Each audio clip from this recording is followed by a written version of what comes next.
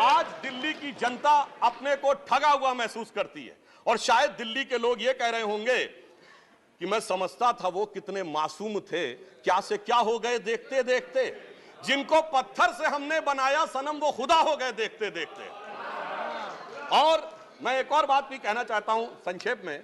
मेरे विचार से इनको अध्यादेश पढ़ना चाहिए, संविधान पढ़ना चाहिए और दिल्ली का अधिनियम पढ़ना चाहिए, क्योंकि अपने को कहते हैं सबसे पढ़े लिखे मुख्यमंत्री। तो मैं ये भी बताना चाहता हूं कि ये सबसे पढ़े लिखे मुख्यमंत्री जो अपने को सबसे हाई क्वालिफिकेशन का नाज रखते हैं, 2-3 उदाहरण उनके ही बता देना चाहता हूं। जिस समय कोविड की वेव चरम के ऊपर थी, तब इन्होंने क्या कहा? इन्होंने कहा कोविड वैक्सीन का फार्मूला सारी कंपनियों को क्यों नहीं दे दिया जाता? मान्यवर, कोविड वैक्सीन तो छोड़िए, पैरासिटामोल जैसी जो दवा भी अमेरिका ने उस समय हमसे मंगाई थी। अब कोई पढ़ा लिखा व्यक्ति ये कह सकता है कि वो चूरन की तरह फार्मूला सबको दे दिया जाए? तो कभी कहते हैं कि यूट्यूब के ऊपर फिल्म क्यों नहीं लाद दी जाती है? अरे भाई, वो सरकार का अधिकार का क्षेत्र नहीं है।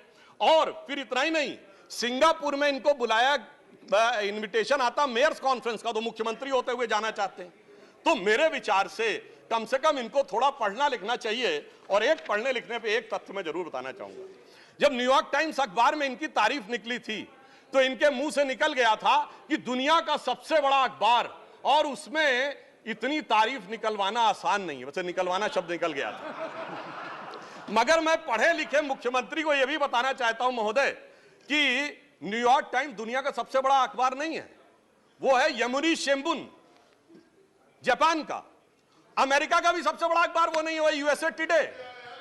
और इतना ये समझिए, इतना ही नहीं, भारत का times of India, Dainik Bhaskar, और वो भी उनसे अधिक हैं। तो मैं सिर्फ ये बताता हूं, अरे भाई, जिस अखबार का नाम लेते हैं कम से कम उनको तो पढ़ लेना चाहिए था।